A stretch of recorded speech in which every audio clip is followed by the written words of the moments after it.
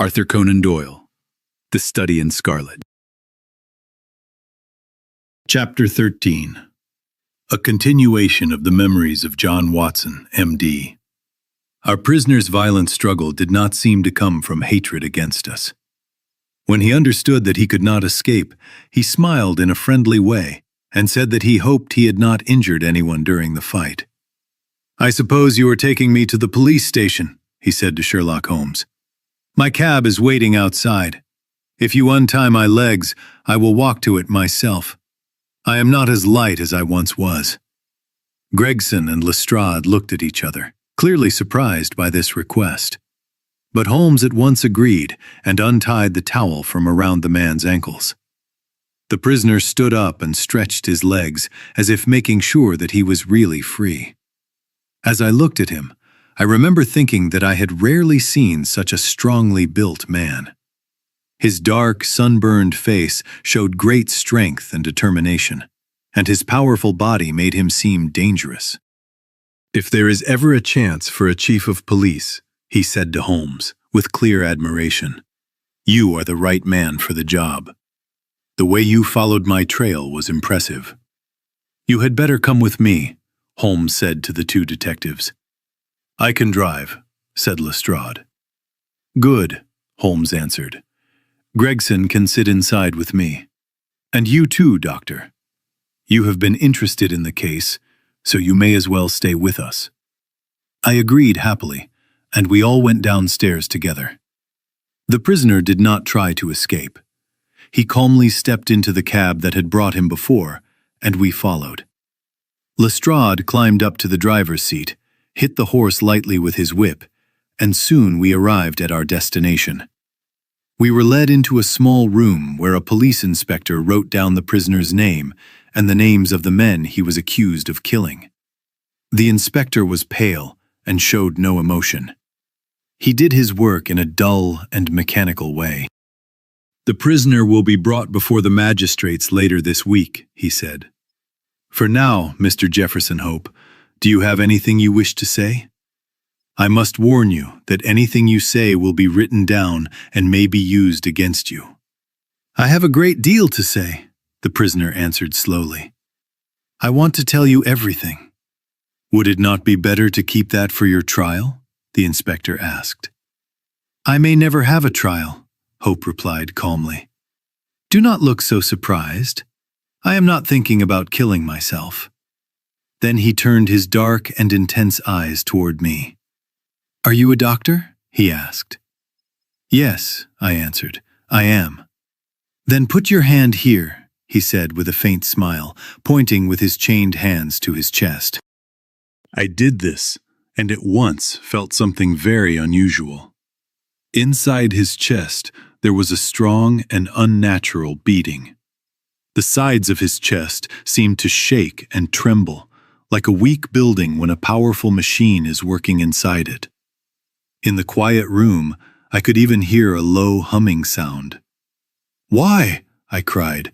"You have an aneurysm of the main artery." "That is what the doctors call it," he said calmly. "I went to a doctor last week. He told me it could burst within a few days. It has been getting worse for years. I got it from cold, hunger, and a hard life in the Salt Lake Mountains. My work is done now, and I do not care how soon I die. But I would like to leave my story behind. I do not want people to remember me as only a murderer." The inspector and the two detectives talked quietly together. "Do you think, Doctor, that his life is in immediate danger?" the inspector asked me. "Yes," I answered. "There is no doubt." "Then it is our duty," said the inspector, "to take his statement. You may speak, sir, but remember that everything you say will be written down." "I will sit if you allow me," the prisoner said, as he slowly sat down in a chair. "This illness makes me tired very quickly, and the struggle earlier did not help. I am near death, and I have no reason to lie. Every word I say is true. What you choose to do with it does not matter to me." With these words, Jefferson Hope leaned back and began his statement. He spoke calmly and clearly, as if he were telling a simple story. I can confirm that his words were written down exactly as he said them, because I later saw the notes that Inspector Lestrade had taken. "It does not matter much to you why I hated those men," he began. "It is enough to know that they caused the deaths of two innocent people, a father and his daughter. By doing this, they lost their own right to live. Too much time had passed for the law to punish them. No court could have found them guilty. But I knew what they had done. So I decided that I would be judge, jury, and executioner myself. Any brave man would have done the same if he had been in my position. The young woman I told you about was supposed to marry me 20 years ago. Instead, she was forced to marry Drebber. That marriage broke her heart, and she never became strong again. When she died, I took the wedding ring from her finger. I promised myself that Drebber would see that ring before he died, and that his last thoughts would be about the crime he had committed. I kept the ring with me. I followed him and his partner across 2 continents until I finally found them. They thought they could escape from me and make me give up, but they were wrong. If I die tomorrow, and that is likely, I will die knowing that my work in this world is finished, and finished well. They are dead because of me. There is nothing more that I want or hope for." He stopped for a moment and then continued. "They were rich and I was poor, so it was not easy to follow them. When I came to London, I had almost no money left. I had to find work to stay alive. Driving and riding are natural for me, so I asked a cab owner for a job and soon began working for him. I had to pay the owner a fixed sum each week, and I could keep anything more that I earned. There was not much extra money, but I was able to live. The most difficult part was learning the streets of London. Of all the cities in the world, this one is the most confusing. I carried a map with me, and after I learned where the main hotels and stations were, I managed well enough. It took some time before I found out where my 2 enemies were staying, but I kept asking questions again and again until I finally discovered them. They were living in a boarding house in Camberwell, on the other side of the river. Once I knew where they lived, I understood that they were in my power. I had grown a beard, and there was no chance that they would recognize me. I followed them closely and waited for the right moment. I was determined that they would not escape me again. He continued in a steady voice. They almost escaped even so.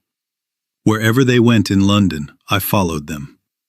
Sometimes I followed in my cab, sometimes on foot, but the cab was better. Then they could not run away from me. I could only earn money early in the morning or late at night. Because of this, I began to fall behind in my payments to my employer. I did not care. As long as I could reach the men I wanted, nothing else was important. They were careful men. They must have thought that someone was following them. They never went out alone and never after dark. For 2 weeks I followed them every day, and they did not separate once. Drebber was drunk most of the time, but Stangerson was always careful. I watched them day and night, but I saw no chance to act. Still, I did not lose hope. Something inside me told me that the moment was near. My only fear was the sickness in my chest. I was afraid it would kill me too soon, and that my work would not be finished. At last, one evening, I was driving slowly up and down Torquay Terrace, the street where they were staying. Then I saw a cab stop in front of their house. After a short time, luggage was brought out, and soon Drebber and Stangerson came out. They got into the cab and drove away. I hit my horse with the whip and followed them, keeping them in sight. I felt worried because I thought they might be moving to another house. At Euston Station they got out. I left a boy to hold my horse and followed them onto the platform. I heard them ask about the train to Liverpool. The guard told them that one train had just gone, and there would not be another for several hours. Stangerson looked unhappy, but Drebber seemed quite pleased. I was so near to them in the crowd that I could hear everything they said. Drebber told Stangerson that he had some private business to do, and that if Stangerson waited, he would return soon. His companion disagreed and reminded him that they had promised never to separate. Drebber answered that the matter was delicate and that he had to go alone. I could not hear all that Stangerson said after that, but Drebber suddenly began to swear. He reminded Stangerson that he was only a paid servant and had no right to give him orders. After that, Stangerson stopped arguing. He only asked that if Drebber missed the last train, he should go to Halliday's private hotel. Drebber replied that he would be back on the platform before 11, and then he left the station. At that moment, the chance I had waited for so long had finally come. My enemies were in my power. Together they were safe, but alone they were helpless. Still, I did not rush. I already had a plan. Revenge gives no satisfaction unless the guilty man knows who is punishing him, and why. I wanted Drebber to understand that his old crime had finally caught up with him. Some days earlier, a gentleman who had been looking at houses on the Brixton Road had dropped a key in my cab. He returned for it the same evening, and I gave it back to him. But during that time, I had made a copy of the key. Because of this, I could enter one empty house in London, a place where I could be sure that no one would disturb us. The question now was this: how could I bring Drebber into that house? He walked along the street and went into one or two pubs. In the last one, he stayed for nearly half an hour. When he came out, he could hardly walk straight. It was clear that he was very drunk. There was a hansom cab just ahead of me, and he called to it. I followed so closely that my horse was almost touching the other cab all the way. We crossed the bridge and went through many streets. To my surprise, we finally came back to the same street where he had been staying. I could not understand why he had returned there. I stopped my cab about 100 yards from the house and watched. He went inside, and then the hansom drove away. "Please give me a glass of water," he said suddenly. "My mouth becomes dry when I speak so much." I gave him the glass, and he drank it quickly. "That is better," he said. Well, after waiting for 15 minutes or more, I suddenly heard loud noises from inside the house. It sounded as if people were fighting. Then the door suddenly opened, and two men rushed out. One of them was Drebber. The other was a young man I had never seen before. He was holding Drebber by the collar. When they reached the steps, the young man pushed and kicked him so hard that Drebber fell into the street. "You villain!" the young man shouted, shaking his stick at him. "I will teach you not to insult an honest girl." He was so angry that I think he would have beaten Drebber badly, but Drebber moved away as quickly as he could. He ran to the corner, saw my cab, and jumped inside. "Take me to Halliday's private hotel," he said. The moment he was safely inside my cab, my heart jumped with joy. I was afraid that my illness might overcome me at that very moment. I drove slowly, thinking about what I should do next. I thought about driving him far into the countryside and ending everything there, in some lonely place. I had almost decided to do that when he chose for me. His desire for drink returned. He told me to stop outside a gin shop. He went in and told me to wait. He stayed there until closing time. When he came out, he was so drunk that I knew everything was now under my control. Do not think that I planned to kill him without giving him a chance. It would have been strict justice if I had done that, but I could not make myself act in that way. Long before, I had decided that he should have a fair chance to save his life if he wanted to take it. During my years of traveling in America, I once worked as a cleaner in a laboratory at York College. One day, a professor was giving a lecture about poisons. He showed the students a substance taken from a South American arrow poison. He said it was so strong that even a very small amount could cause instant death. I noticed the bottle where this poison was kept. After everyone had left, I took a small amount. I knew enough about medicine to prepare it carefully. I made small pills that would dissolve easily. Each time, I put one poisoned pill into a box together with another pill that was harmless. I decided then that when my time came, each of my enemies would choose one pill from such a box, while I would take the pill that was left. It would be just as deadly and much quieter than using a gun. From that day on, I always carried these small pill boxes with me. Now the time had come to use them. It was almost 1 o'clock in the morning. The night was wild and cold, with strong wind and heavy rain. Dark and miserable as it was outside, inside I felt happy. So happy that I could hardly control myself. If any of you have ever wanted something for 20 long years, and then suddenly found it within your reach, you will understand how I felt. I lit a cigar to calm myself, but my hands were shaking, and my head was beating with excitement. As I drove, I seemed to see old John Ferrier and sweet Lucy walking ahead of me in the darkness, smiling at me as clearly as I see you now. All the way they seemed to guide me, one on each side of the horse, until I stopped at the house on Brixton Road. There was no one outside, and no sound except the steady rain. I looked through the window and saw Drebber sleeping heavily in his drunken state. I shook him by the arm. "Time to get out," I said. "All right, cabman," he replied. He must have believed that we had arrived at the hotel he had named, because he got out without speaking again and followed me along the garden path. I had to walk next to him to keep him from falling, as he could hardly stand. When we reached the door, I opened it and led him into the front room. I tell you honestly, at every step, I felt as if the father and the daughter were walking just in front of us. "It is terribly dark," he said, moving unsteadily. "We will soon have light," I said. I struck a match and lit a wax candle that I had brought.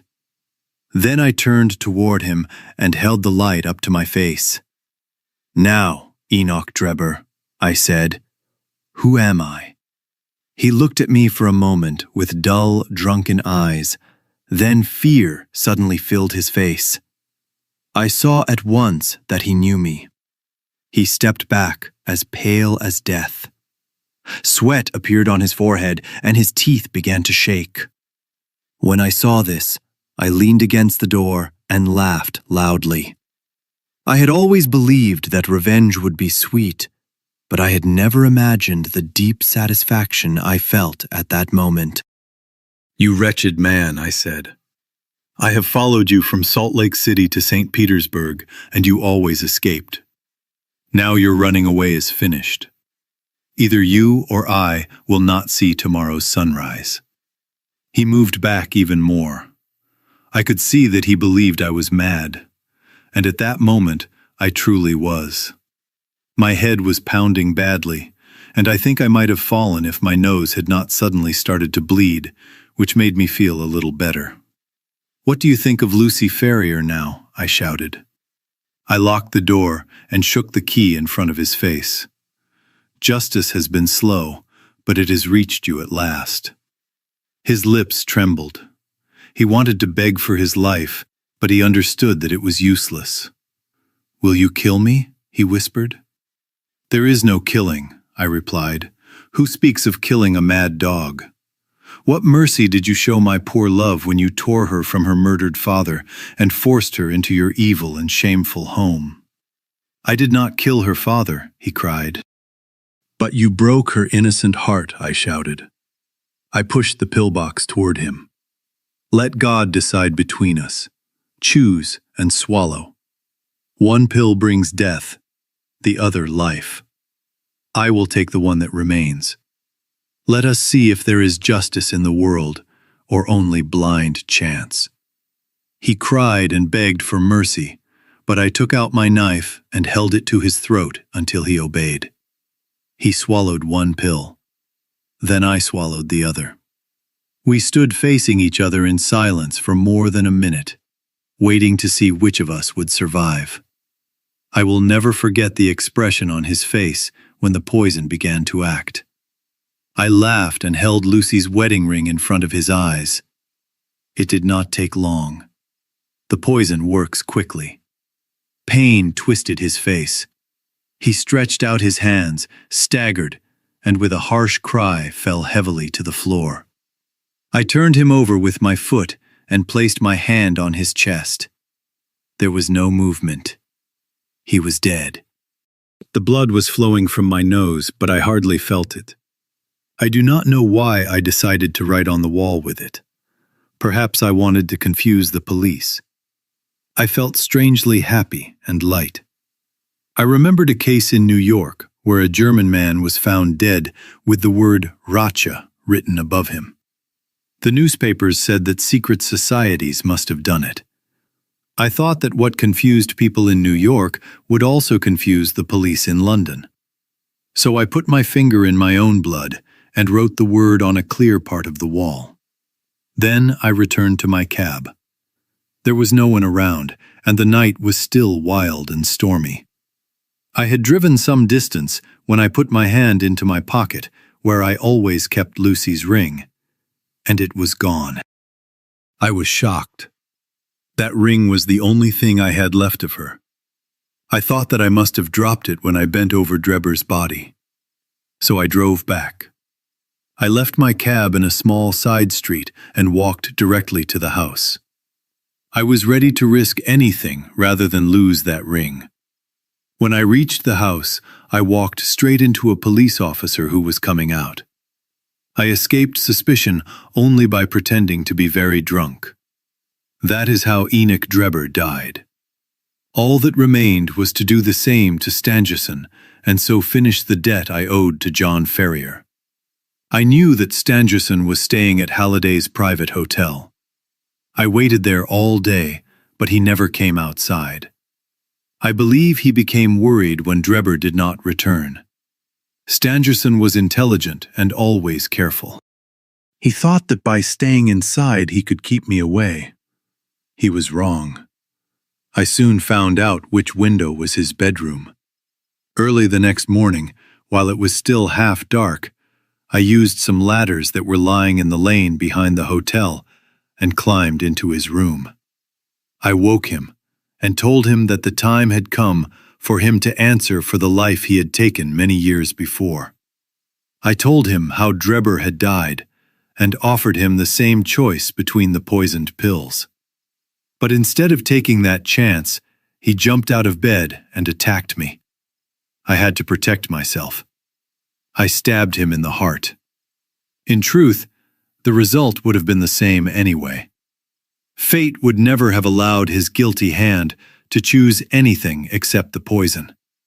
I have little more to say, Jefferson Hope continued, and that is good, because I am almost too tired to speak. I continued driving my cab for a day or two. I planned to go on until I had saved enough money to return to America. One day I was standing in the cab yard when a poor, badly dressed boy came up to me. He asked if there was a cabman named Jefferson Hope. He said that a gentleman at 221B Baker Street wanted my cab.